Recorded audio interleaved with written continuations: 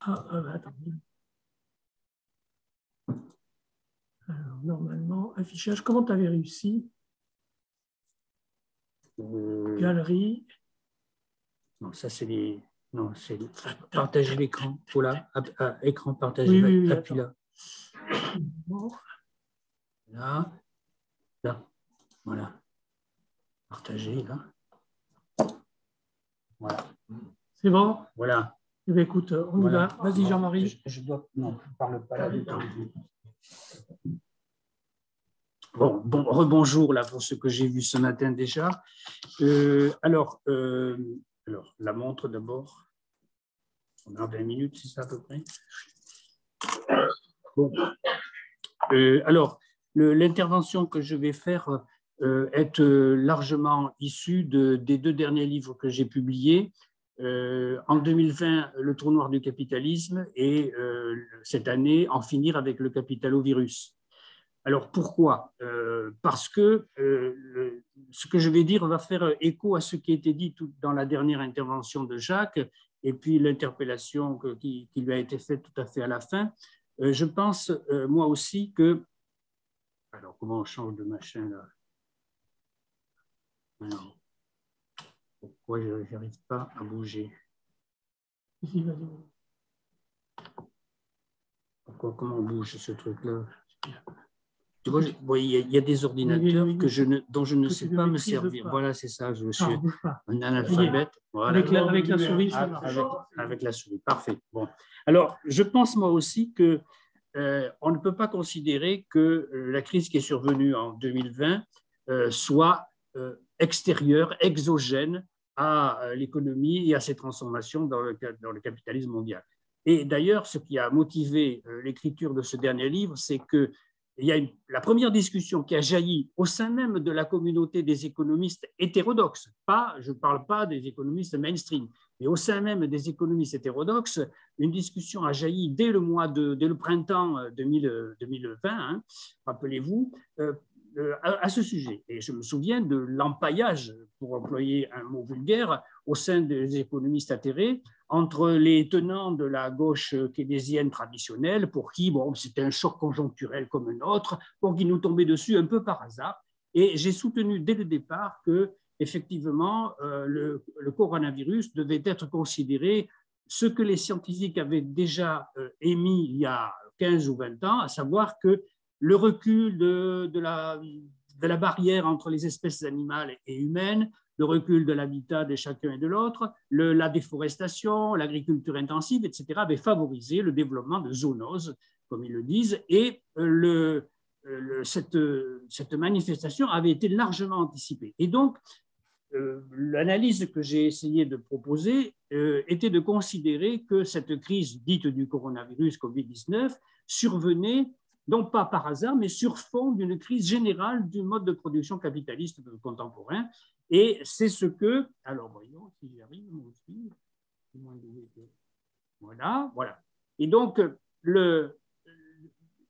donc cette crise s'insérait dans la dynamique générale du capitalisme que j'avais appelé dans le livre précédent le trou noir du capitalisme, par analogie avec ce qu'ont découvert les astrophysiciens il y a maintenant 2 ou 3 décennies, à savoir l'existence de corps célestes qui sont des trous noirs, parce qu'ils ont une telle masse que la force gravitationnelle engloutit toute matière et tout rayonnement lumineux, ce qui fait, c'est pour ça d'ailleurs qu'on les appelle trous noirs, parce qu'aucun rayonnement lumineux ne peut nous parvenir d'eux.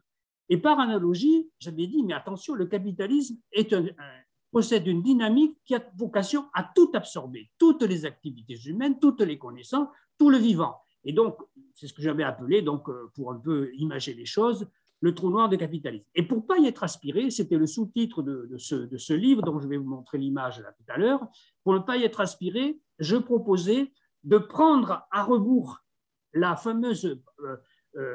fameux avertissement de Karl Polanyi dans l'entre-deux-guerres, à savoir que si le travail, la terre et la monnaie étaient marchandisés, alors ça en serait fini de la société. Donc en renversant ce triptyque, j'essayais de bâtir une voie alternative pour ne pas être aspiré dans ce fameux trou noir de capitalisme. Alors donc, mon mon propos s'inspire à la fois de Marx pour comprendre ce qui se passe et puis de Polanyi pour essayer de trouver, de dessiner, de proposer au débat public comment sortir comment ne pas être englouti dans ce trou noir. Donc ça a donné ce livre-là donc en 2020, mais qui, comme une sorte de malédiction, est tombé lui-même dans un trou noir puisqu'il est paru à la veille du premier confinement et au moment où toutes les librairies ont fermé.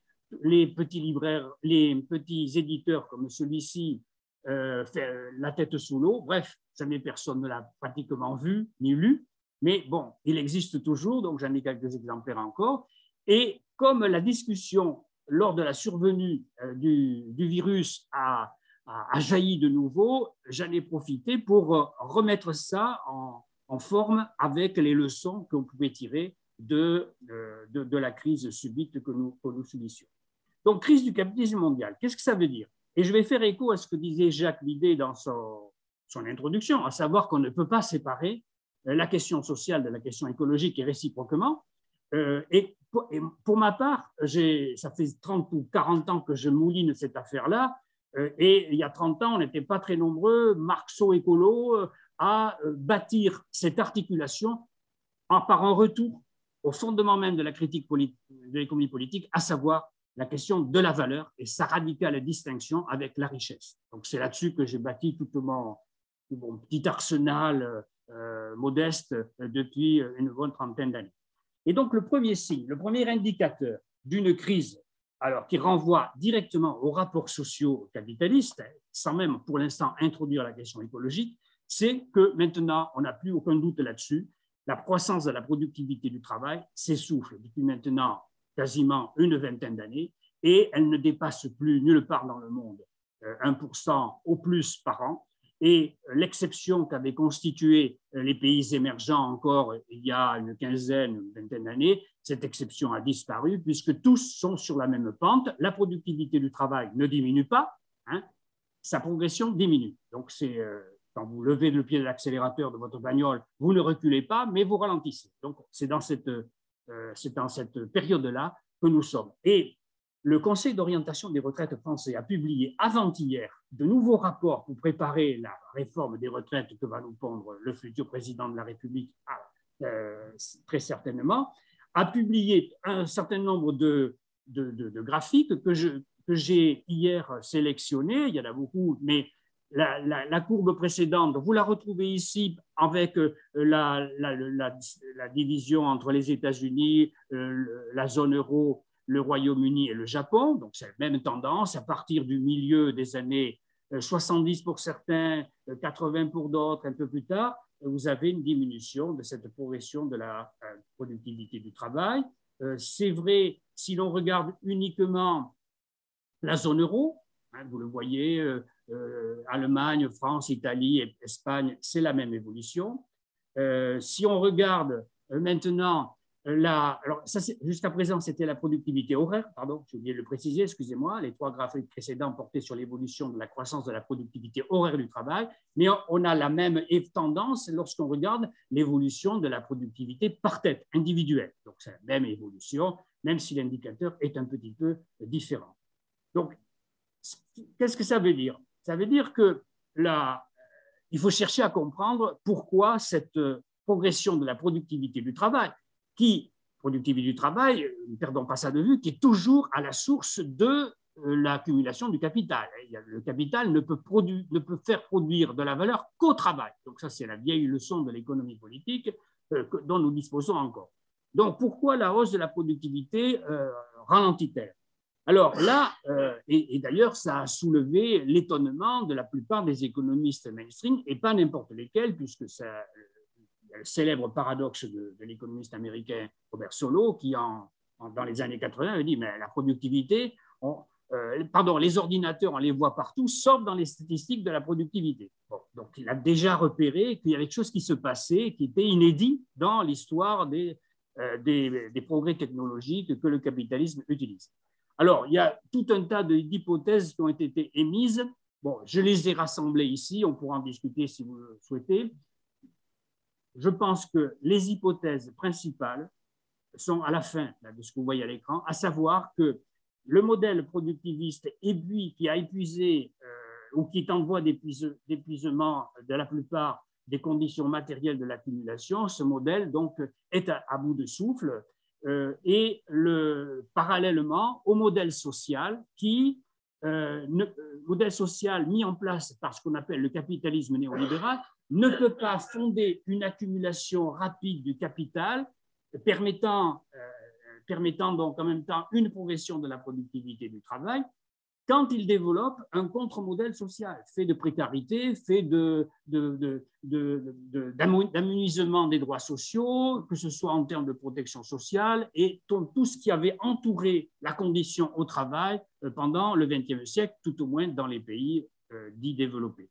Et donc la conjonction de l'épuisement de ce modèle social et de ce modèle productiviste qui, mis bout à bout, de mon point de vue, produit donc cette dégénérescence de la progression de la productivité du travail et donc qui menace, je ne dis pas qui anéantit, mais qui menace la rentabilité du capital. Et donc, la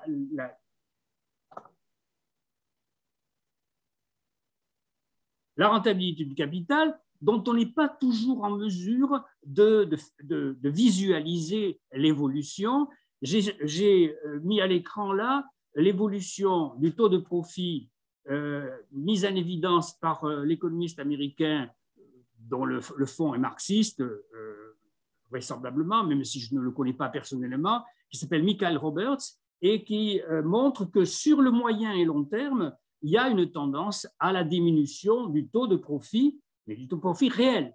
Et je souligne réel, pourquoi? Parce qu'évidemment, lorsque cette productivité du travail ne produit plus les rendements susceptibles de rétablir le taux de profit, alors il faut trouver des parades. Et donc le capitalisme dit néolibéral a trouvé des parades.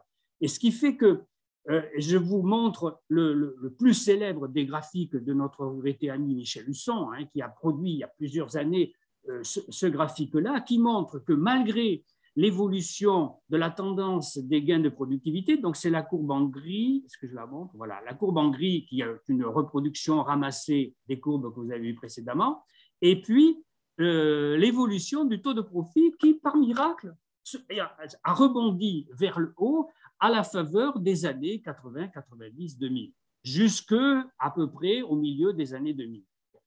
Pourquoi? Eh bien parce que c'est l'explication que l'on retient, à savoir que la financiarisation de l'économie capitaliste mondiale a permis de concentrer davantage le capital pour capter le surplus de richesse que spontanément le système productif capitaliste n'était pas en mesure de produire. Et donc cette concentration de la richesse, cette captation de la richesse permet au capitalisme de trouver une parade, mais qu'une parade qui ne peut être que temporaire. Et donc, il faut comprendre l'irruption des crises, alors sans remonter au déluge, du début des années 2000, puis 2007-2008, et sans doute aujourd'hui, comme une manifestation de ce caractère systémique de la crise actuelle, mais qui, alors, je descends un peu, voilà, mais qui doit être complétée par quelque chose qui est totalement inédit, à savoir la crise écologique, dont la manifestation la plus importante dont on parle aujourd'hui, c'est le réchauffement du climat. Donc, tous les rapports du GIEC nous montrent donc l'évolution de la température du climat, qui, très certainement, si rien n'était fait de manière forte, drastique, pourrait donc conduire à des réchauffements qui dépasseraient 2 voire 3 degrés supplémentaires. Alors, selon les scénarios qui pourraient être établis. Donc voilà un graphique qui vous montre l'évolution probable si on adoptait des scénarios forts ou des scénarios faibles de limitation des émissions de gaz à effet de serre. Bon, c'est visible, il n'y a plus pas longtemps.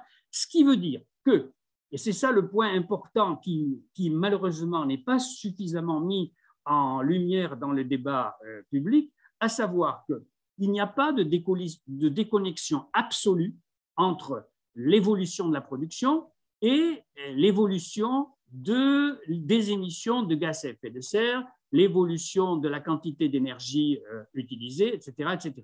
Il y a une déconnexion qui n'est que relative. Autrement dit, si vous voyez sur le graphique qui est à l'écran, donc en pointillé, c'est le produit brut mondial, en gros pointillé ici, en pointillé, en petit pointillé, ce sont les émissions de CO2. Et donc, le rapport entre les deux, CO2 sur évolution du produit mondial, on a une courbe descendante. Ce qui veut dire, pour parler simplement, que nos moteurs de bagnole sont beaucoup plus performants qu'il y a 20, 30 ou 40 ans, mais comme il y a plus de bagnoles, plus de kilomètres parcourus, eh bien, il y a un effet qu'on appelle rebond, ce qui fait qu'on continue toujours à augmenter la quantité absolue de gaz à effet de serre et on continue de continuer de manière croissante, en termes absolus, les quantités d'énergie utilisées.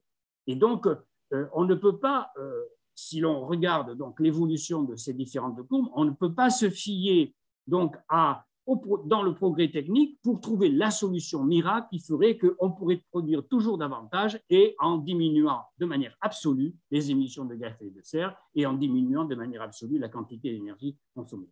Donc, si on fait la conjonction de ces deux types de contradictions, à la fois d'ordre social, j'ai donné le cas de l'évolution de la productivité du travail, et puis conjuguée avec ce qui se passe dans le domaine environnemental, écologique, alors on a la célèbre phrase de Marx au début du Capital qui est tout à fait confirmée, à savoir que la production capitaliste ne développe la technique et la combinaison du processus de production sociale qu'en épuisant en même temps les deux sources d'où jaillit toute richesse, la terre et le travail. Toute richesse, pas toute valeur, hein, comme le disent nombre d'écologistes qui n'ont pas compris cette articulation de mon point de vue.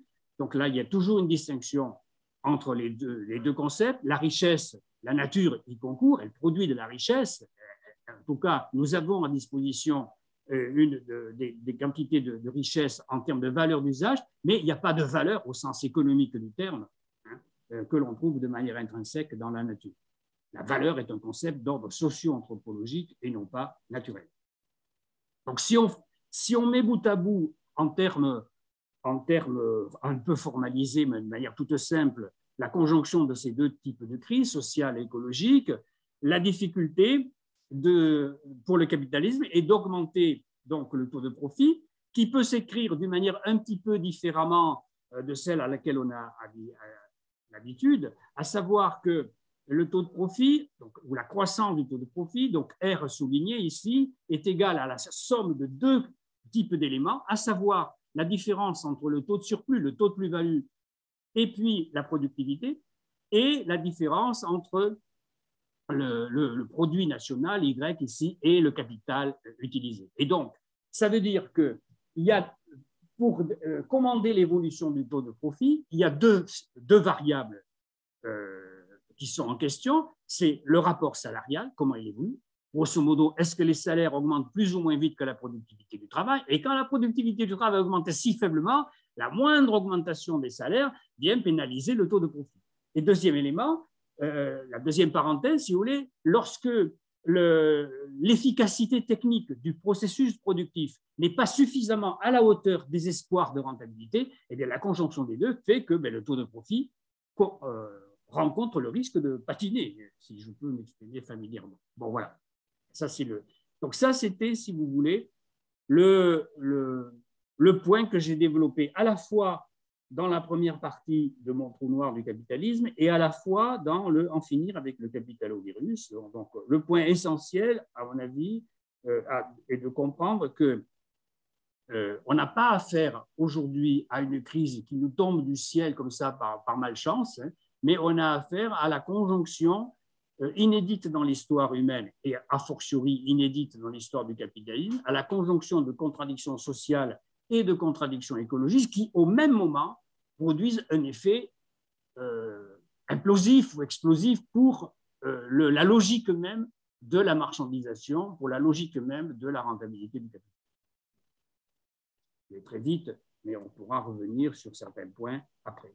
Alors, bon, là, c'est donc une analyse que je pense directement, s'inscrivant directement dans le sillage de Marx, hein, les concepts de productivité du travail, les concepts de rentabilité du capital et de production de valeur pour les actionnaires, donc pour les possesseurs du capital, donc sont toujours d'une étonnante actualité. Mais comment éviter donc d'être englouti dans cette espèce de logique infernale qui conduit à l'effritement du tissu social, à l'effritement de ce qui fait que malgré le capitalisme, on réussit quand même à vivre ensemble. Eh bien, c'est là où j'utilise donc cet avertissement de Karl Polanyi, donc anthropologue de l'entre-deux-guerres, et qui, dans un ouvrage qu'on considère généralement comme majeur, intitulé La Grande Transformation, qui, de mon point de vue, ne renouvelle pas considérablement l'analyse qu'on peut faire du capitalisme, mais qui a bien compris que la manière dont le capitalisme régule sa propre accumulation doit être prise en compte. Et donc, je retourne donc l'avertissement qu'il avait lancé, que vous voyez résumé à l'écran, hein, ou que je résume ainsi. Donc, si le travail, la terre et la monnaie, qui sont pour Polanyi des non-marchandises, parce que le travail n'est pas produit pour produire de la plus-value, la terre non plus, intrinsèquement, naturellement, la terre n'est pas faite pour être transformée en marchandise, et la monnaie non plus. Et donc, si jamais cette malédiction, entre guillemets, survenait, alors ça voudrait dire, dit Polanyi, qu'il y a un risque de mort de la société, de délitement de la société. Donc, je retourne ça en proposant 3 volets sur lesquels je vais aller très rapidement parce que ça fera l'objet de la discussion, mais je vous les présente quand même rapidement. Le premier volet, donc, c'est réhabiliter le travail. Le second sera instituer les communs et le troisième sera socialiser ou plutôt même resocialiser la monnaie. Donc, quelques mots sur chacun de ces points. Hein. Réhabiliter le travail, qu'est-ce que ça veut dire? Et on peut le voir sur plusieurs plans. D'abord sur le plan philosophique, hein, à savoir que le travail reste central dans nos sociétés, malgré les divers maltraitements qu'il subit. Le travail reste central, à la fois parce que c'est toujours lui qui produit la valeur, au sens économique du terme, et puis, Marx l'avait déjà souligné aussi, en produisant des marchandises ou des biens et des services de manière générale, le travailleur se produit lui-même. Et ça, c'est extrêmement important.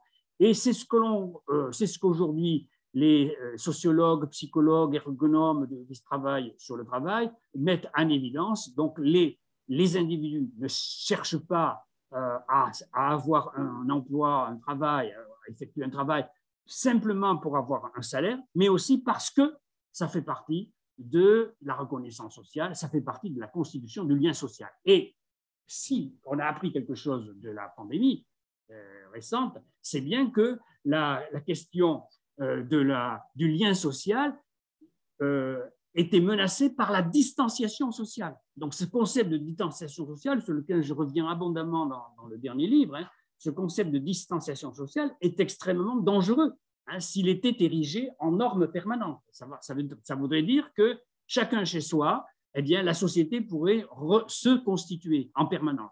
Je pense que ça, c'est un gros danger. Donc, réhabiliter le travail, sur le plan philosophique, c'est pour tenir compte de ces aspects-là. Et puis, bien sûr, sur le plan socio-économique, bon, on a déjà souvent discuté ici, dans ce type d'assemblée, de l'importance de la réduction du temps de travail, hein, qui restera, je pense, la bataille essentielle du XXIe siècle, comme elle l'est depuis le XIXe, la réduction du temps de travail, et puis le renforcement des droits sociaux qui ont été grignotés, non pas anéantis par le néolibéralisme, mais grignotés et suffisamment grignotés pour qu'on y mette un terme. Et au cours de la pandémie, je me suis amusé, si je peux dire, à regarder s'il existait une relation entre le taux de chômage dans les pays européens et puis le temps partiel. Parce que lorsque Macron, avec son quoi qu'il en coûte, a pris des mesures pour parer la pandémie, il a mis donc un tiers environ des salariés en chômage partiel. Qu'est-ce que c'est que le chômage partiel? C'est c'est une réduction du temps de travail obligatoire sur une partie de la population, hein, environ un tiers. Et donc, c'est ça qui m'a fait réfléchir, mais bon sang, est-ce qu'il n'y aurait pas un lien entre cette forme de réduction du temps de travail, imposée surtout aux femmes d'ailleurs, dans les pays européens, et puis le taux de chômage. Et donc, regardez le résultat de cette petite investigation dans les statistiques d'Eurostat. Alors, où est-ce que je l'ai mis? Voilà. Donc, vous voyez, dans le petit tableau qui est là, il y a une corrélation linéaire extraordinaire, négative, entre l'emploi à temps partiel et le taux de chômage. Simplement, ça veut dire que les pays qui ont un taux de temps partiel important, ils ont un faible taux de chômage, et les pays qui ont un taux de chômage élevé ont une proportion de temps partiel plus faible. Donc, la corrélation est extraordinaire puisqu'elle est, je l'ai calculé, elle est de moins 0,86, donc c'est une corrélation extrêmement élevée, pour indiquer que la réduction du travail, qui est vouée aux gémonies par tous les patronats et par tous les gouvernements, en fait, elle a fait sa preuve de sa capacité à réduire le chômage. Et ici, on le voit de manière tout à fait imprévue, à savoir que c'est le temps partiel, qui est une forme la plus détestable sans doute de la réduction du temps de travail, mais qui prouve, à contrario, l'importance de la RTT et qui restera importante. Bon, voilà, sur le travail, ça c'était le premier volet, la première voie pour essayer d'éviter d'être englouti dans ce fameux trou noir du capitalisme. Le second voie, c'est la question des communs. Alors, la question des communs, il en a été question ce matin, tout à l'heure, avec l'idée. Bon, donc j'y reviens très rapidement. J'ai écrit un certain nombre de petits textes là-dessus pour m'écarter de ce qui est dit assez souvent là-dessus. Selon beaucoup d'auteurs, la question des communs remettrait en cause la question des services publics, par exemple. Or, ça, je pense que c'est erroné. C'est une mauvaise utilisation du concept de commun, et notamment si on utilise ce que j'ai souvent exprimé devant des assemblées là, comme la vôtre, à savoir que les services publics non marchands sont frappés d'illégitimité par la doxa économique dominante, mais malheureusement aussi par le discours marxiste traditionnel sur lequel j'ai eu beaucoup de discussions très serrées avec mes amis marxistes assez souvent. Le premier d'ailleurs à s'être appesanti sur ma thèse, c'est Jacques Vide, justement, il doit s'en souvenir. Je pense que les services non marchands ne produisent pas de la valeur pour le capital, c'est évident, mais ils produisent de l'authentique valeur économique qui s'ajoute à la valeur produite dans le système capitaliste. Les comptables nationaux dans tous les pays ne sont pas idiots. Ils ajoutent le produit non marchand au produit marchand pour aboutir au PIB. Et donc, le produit non marchand n'est pas soustrait, comme le disent tous les économistes mainstream, n'est pas soustrait du produit marchand, mais il s'y ajoute. Ce n'est pas une soustraction, c'est une addition. Bon, ouais. La première fois où j'ai exprimé cela dans un article de presse, c'était donc dans les années 80. J'avais intitulé cet article paru dans Le Monde, les prélèvements obligatoires sont des suppléments obligatoires. Donc, il y a un supplément de richesse et de valeur économique, pour le coup, qui est apporté par la décision de la collectivité d'apprendre à lire et à écrire aux enfants, à tous les enfants, de soigner les malades, etc., etc. Et donc, cette décision politique est la forme de validation, concept de validation qui est chez Marx. Hein, le fameux saut périlleux de la marchandise dont il parle pour dire que le travail qui est effectué pour le capital, il faut qu'il soit validé par la vente sur le marché. Il y a une validation sociale par le marché, idée que reprendra avec un vocabulaire différent Keynes. Hein, Keynes disait que la vente des marchandises validait les anticipations des capitalistes. Chez Marx, c'est exactement la même idée, mais avec un autre vocabulaire, 3/4 de siècle auparavant. Et donc, la validation sociale de travail productif de valeur pour le capital par le marché. À côté de cela, il y a la validation politique de produire des services non marchands qui vient s'ajouter au précédent. Ce qui fait que les prélèvements obligatoires sont effectués sur un produit global qui est déjà augmenté du produit non marchand. C'est imparable. Hein.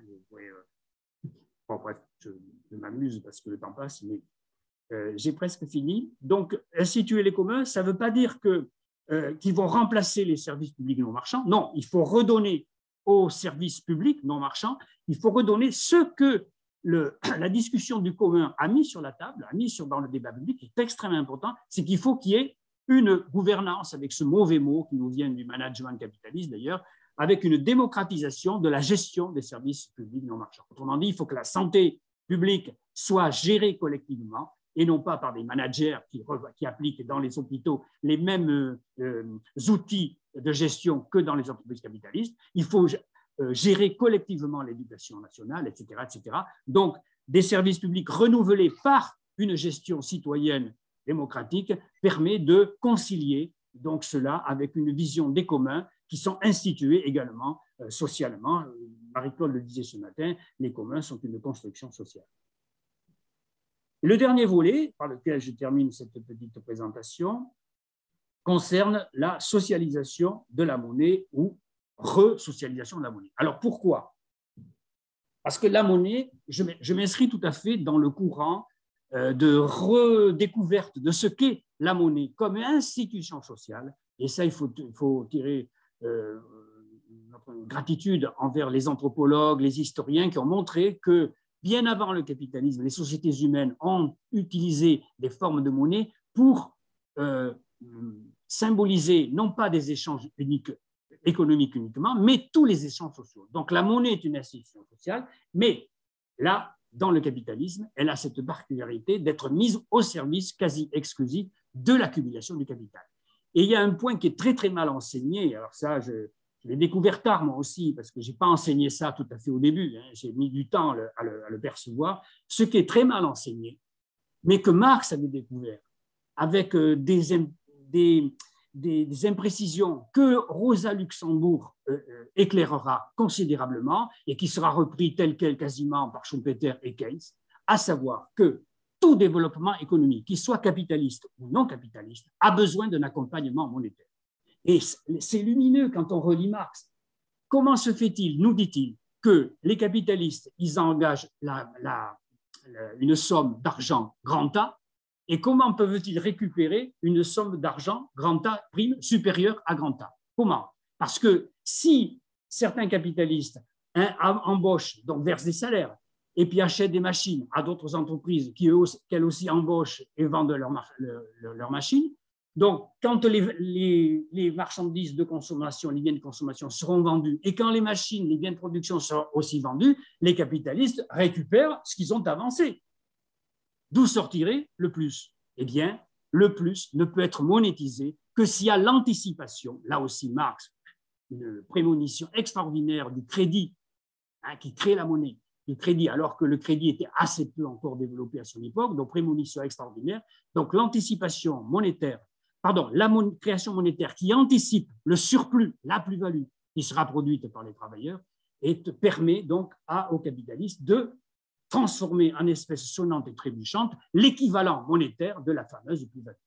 Et donc, tout développement économique, que ce soit pour produire de la valeur pour l'actionnaire ou que ce soit pour produire de la valeur pour la société, la valeur de la santé, la valeur de l'éducation dans les facs, dans les écoles, etc., eh bien, a besoin d'une anticipation monétaire. Et donc, tout l'enjeu, et la discussion au cours de l'année dernière était extraordinaire de ce point de vue-là, parce qu'elle a montré effectivement qu'il y avait besoin de cet accompagnement monétaire. Et d'où l'importance des débats qui ont traversé la société cette année-ci, à savoir quelle doit être la politique monétaire de la Banque centrale.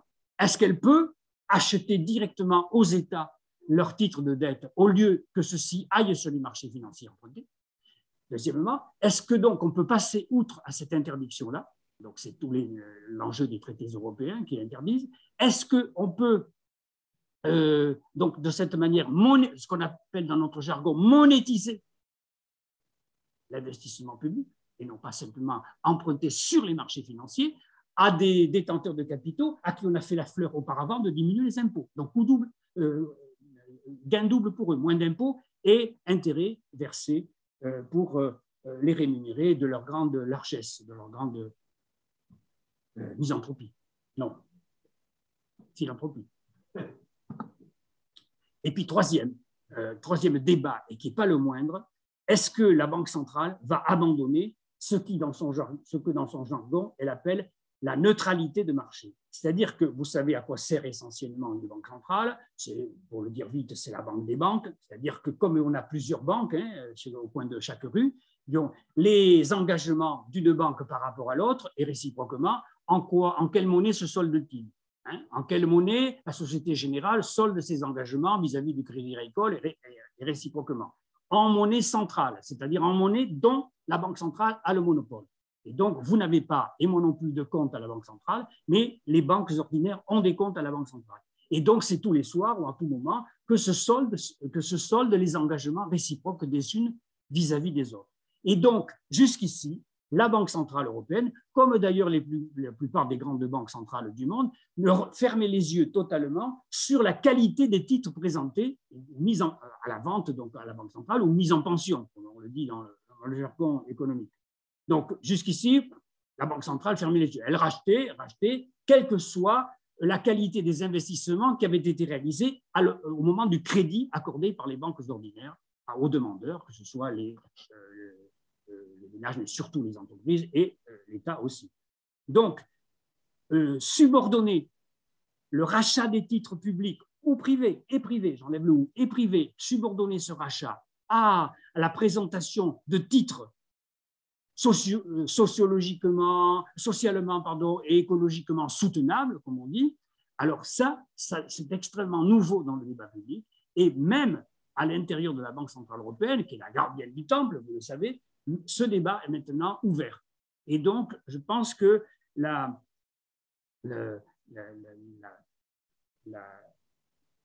prise en compte de cet élément-là doit être perçue par cette nécessité doit être perçue par les citoyens, et donc socialiser la monnaie. Donc c'était ça mon dernier point. Socialiser la monnaie, ça veut dire remettre donc la Banque centrale au service de l'ensemble de la société et pas simplement une institution qui se borne à refinancer les banques ordinaires.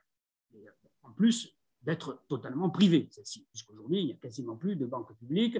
La Caisse des dépôts et consignations étant en France notre dernière banque publique, mais qui a tellement de filiales qui sont de vulgaires banques ordinaires dont les placements sont parfois dans les paradis fiscaux que, bon, est-ce qu'on peut parler de banques publiques, en tout cas mises au service de la transition sociale et écologique? Bon, voilà, c'est en finir avec le capitalovirus que je vous ai résumé à coup de lance-pierre. Voilà. Merci beaucoup. Alors, qu'est-ce que je fais, tu me dis? Je ferme le partage, c'est ça? D'accord. Alors, voyons, où c'est qu'il est? Partager, je ferme alors. Hein. Arrêter, tu veux arrêter arrêter en rouge, là. Ici, là. Voilà. Descends. Là, il y a un truc qui s'appelle arrêter. Moi, je vais le faire. Ça, tu vas pouvoir passer la parole à Gauthier. Voilà. Ah, voilà, je n'avais pas vu, pardon. Bon. Alors. Et voilà. C'est Gauthier qui va discuter. D'accord. Ton intervention. D'accord. Voilà, j'avais deux personnes qui étaient en attente. Mais écoute, Gauthier, c'est à toi. Bonjour. Oui, bon, bonjour. Gauthier. Bonjour. Oui. Alors, merci beaucoup pour cette intervention déjà. C'était très intéressant, très enrichissant. Et en fait, j'aimerais bien un peu poursuivre un peu dans le sens de la fin de votre intervention, qui se pose un peu la question, vous avez bien identifié de quoi la crise du coronavirus était le symptôme, les alternatives qui peuvent s'esquisser pour dépasser les contradictions actuelles du capitalisme. Et à la fin, vous esquivez, vous esquissez Peut-être. Vous esquissez plutôt la question de l'opportunité politique qui se pose aujourd'hui avec, par exemple, la question de l'évolution des politiques monétaires de la BCE. Vous avez également mentionné la question de la réduction du temps de travail qui devrait être inscrite à l'agenda comme moyen de lutte contre le chômage, contrairement à ce qui est affirmé par l'économie dominante. Mais on voit malgré tout que sur l'évolution des politiques de la BCE, mais je vais peut-être vous laisser en parler, Au niveau européen, ça va certainement poser problème, notamment quand on voit la nouvelle coalition qui s'est mise en place en Allemagne avec le ministère des Finances qui va être détenu par le FDP. Et sur la question de la réduction du temps de travail, le gouvernement a été assez clair et le président, dans son intervention dernière sur la question de la mise en place de l'assurance chômage et sur le fait qu'il allait falloir travailler plus longtemps et plus, sur le fait que la question du temps de travail n'était pas à l'ordre du jour, en tout cas, de la part des dirigeants. Du coup, la question, voilà, c'est quelles opportunités politiques vous voyez dans cette crise et un peu comment vous voyez les choses pouvoir se dessiner.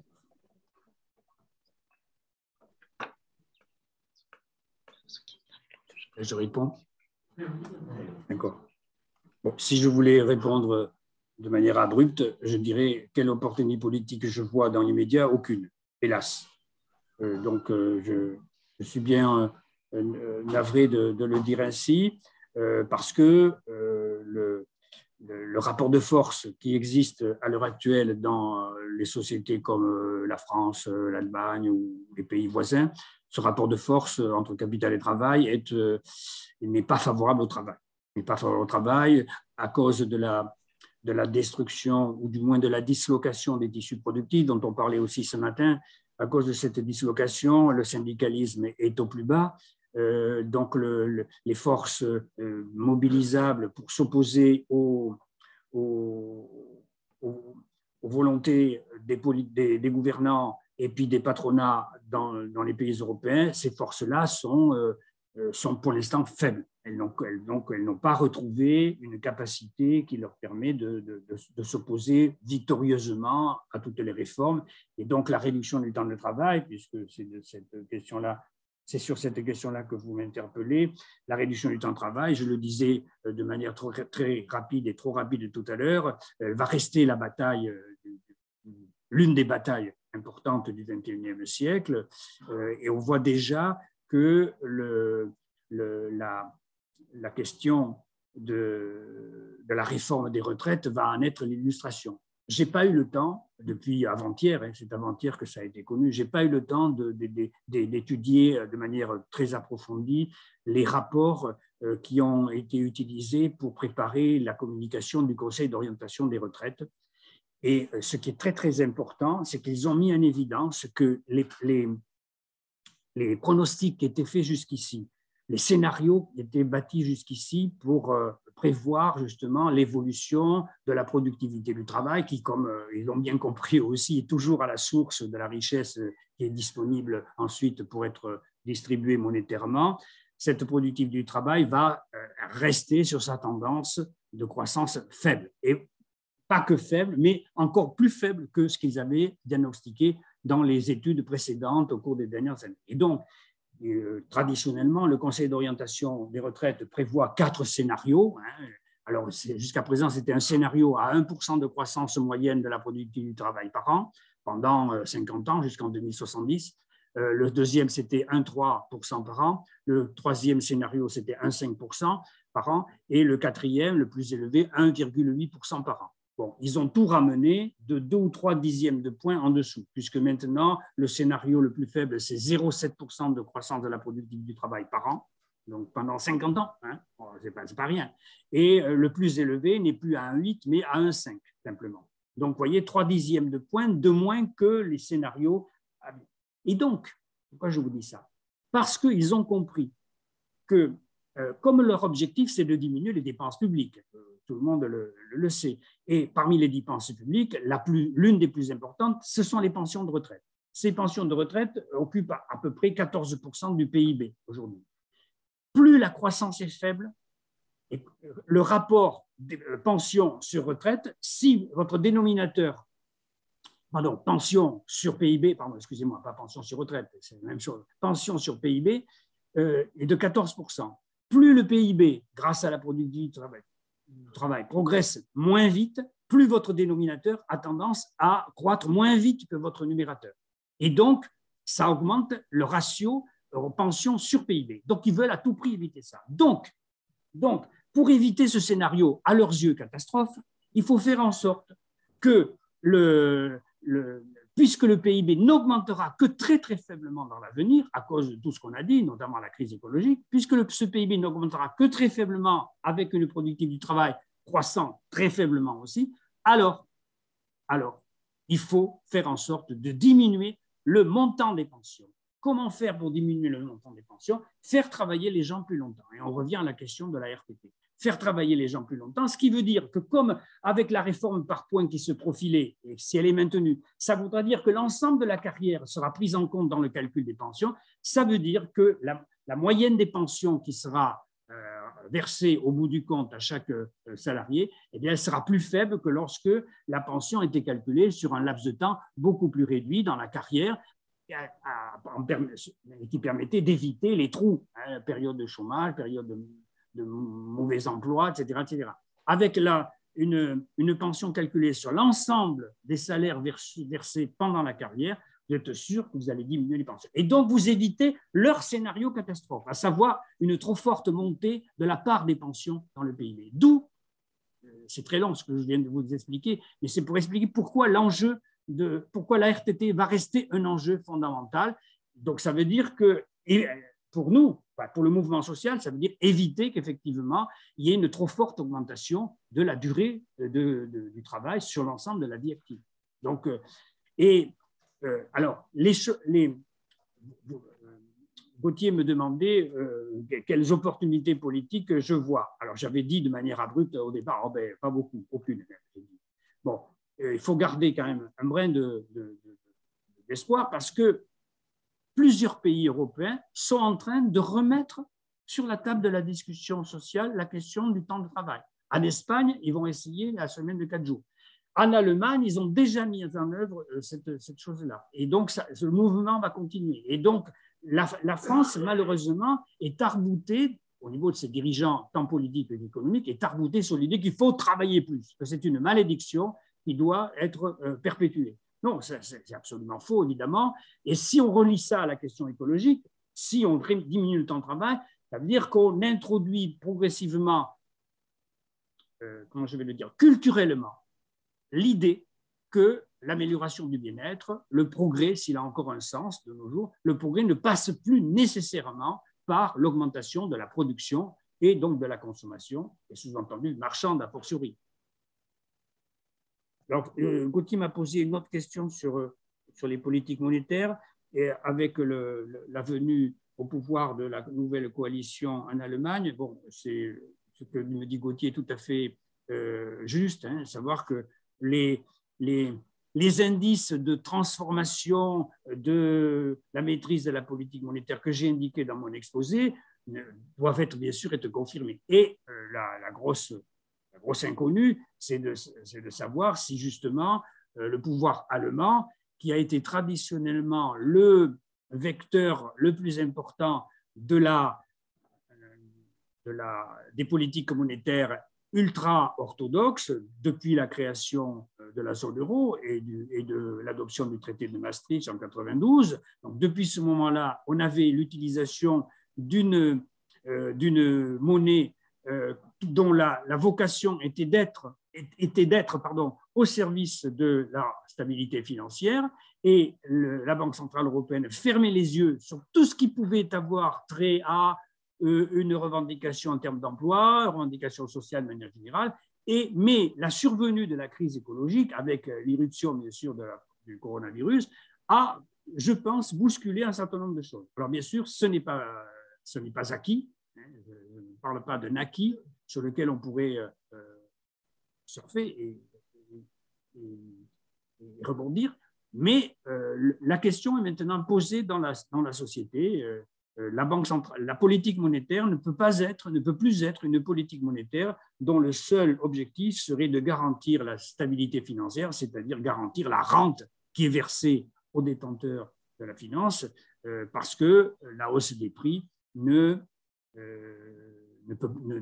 n'érode plus leur rente. Mais ce qui se passe à l'heure actuelle contribue, je pense, à bousculer aussi les choses, parce que ce qu'ils n'avaient pas prévu, tous les banquiers centraux, c'était qu'on allait avoir affaire à une une augmentation du prix des matières premières et donc par contre-coup une augmentation des produits intermédiaires, les fameux semi-conducteurs dont ils sont devenus rares, apparaît-il, c'est vrai, et donc la résurgence de cette inflation maudite qui jusqu'ici avait été cantonnée à la sphère financière. Il y avait une inflation sur le prix des actifs financiers, mais qui n'inquiétait absolument pas les banquiers centraux, puisque les détenteurs de capitaux pouvaient espérer que la plus-value, au sens financier du terme, pouvait augmenter perpétuellement. Bon, il n'y a pas de perpétuation possible de cette augmentation, et le risque était déjà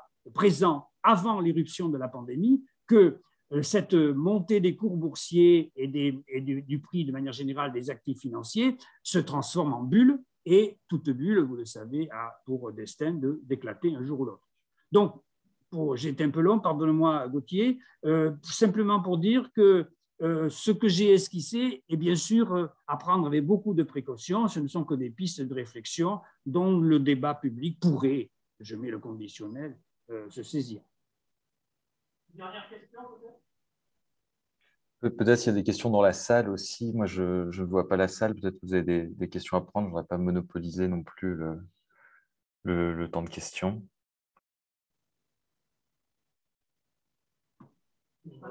Fabien ? Oui, vas-y. Tu as évoqué les conditions objectives qui faisaient que le rapport est travail, mais des conditions subjectives. C'est-à-dire, où est la conscience de place des travailleurs? Est-ce qu'on peut dire par hasard que de toute façon, on perd par la tête? Savoir si les chefs, ce n'est pas l'auteur. Je comprends. Gauthier, tu as entendu la question de Fabien? Pas si entendu. Ben oui, où en est la conscience de classe? Pour l'instant, je pense qu'elle est en latence. Ce qui veut dire que on ne peut jamais prévoir comment les choses, tout d'un coup, comment la mayonnaise sociale peut prendre. Hein. Et on a toujours été surpris que brusquement, il y ait une conjonction de facteurs qui fait qu'il y a un déclic qui se produit. Donc ce déclic, je ne suis pas en mesure tout à fait de le prévoir. Et je ne sais pas qui pourrait le prévoir. En tout cas, je souscris tout à fait à l'analyse qui a été faite ce matin par Marie-Claude, et de la part de la salle aussi, plusieurs interventions ont corroboré ça, à savoir que ce n'est pas parce qu'il y a eu une dislocation du tissu productif et la dilution des frontières entre les catégories que les statisticiens appellent socio-professionnels, ça ne signifie pas qu'il y a une disparition objectivement des classes, qui pour l'instant n'ont pas de traduction ni politique, ni culturelle, ni symbolique, en tout cas plus faiblement qu'autrefois, mais ça ne veut pas dire que ça ne revienne pas. Et j'ai eu une controverse assez vive avec, il y a 2 ans, avec le directeur de l'Observatoire des inégalités, qui s'appelle le sociologue Louis Morin, parce que bon, le travail que fait cet observatoire est excellent hein, pour mettre en évidence chaque année l'évolution des inégalités, de la pauvreté, mais si on en croit leur discours théorique, dès que vous avez le SMIC, vous êtes dans les classes moyennes. Donc, ne sont prolétaires que ceux qui sont vraiment en dessous du SMIC, c'est-à-dire ceux qui sont en dessous du minimum vital, ou ce qui est considéré comme tel. Et donc, il y a une disparité à travers le concept de classe moyenne. Donc, et je crois que c'est Marie-Claude qui disait ce matin qu'il y avait plusieurs classes moyennes. Donc, ça veut dire qu'il faudrait définir pour l'Observatoire des inégalités une classe moyenne moyenne, une classe moyenne inférieure et une classe moyenne supérieure. Bon, là, le concept de classe moyenne, il se dilue, il a plus grande consistance. Donc, je suis de ceux qui pensent que la disparition des classes est une illusion savamment entretenue par le discours dominant qui n'a jamais eu intérêt à reconnaître l'existence de classes au sens de représentants des intérêts qui sont fondamentalement, objectivement, résolument antagoniques. Donc ça, je pense que ça reste. Maintenant, il faut que le débat citoyen, politique, puisse prendre en compte l'ensemble des discriminations, des dominations qui s'exercent simultanément à l'exploitation, domination capitaliste. Bon, mais là, je pense que les outils donc, qui ont été mis un peu en évidence sont très utiles, à savoir le fait que les premiers de corvée sont les gens les plus utiles, réhabiliter le travail, c'est-à-dire reconnaître la capacité de ces travailleurs-là à faire du bien pour la société. Et donc, l'existence de ces travailleurs-là est absolument essentielle. Et donc, il faut réhabiliter la reconnaissance sociale. Et ça, c'est lié à, comme par hasard, effectivement, c'est souvent aussi dans les services publics que ces travailleurs, ces premiers de corvée exercent leur activité. Les enseignants, les éducateurs, les soignants, etc. Bon, donc, ça veut dire que je pense qu'il faut cesser de raser les murs. On a des potentialités. Gauthier m'interrogeait sur les opportunités politiques. Il faut cesser de raser les murs parce qu'on peut redonner du sens à ce qui a été mis sous le boisseau par le capitalisme néolibéral. Merci Jean-Marie.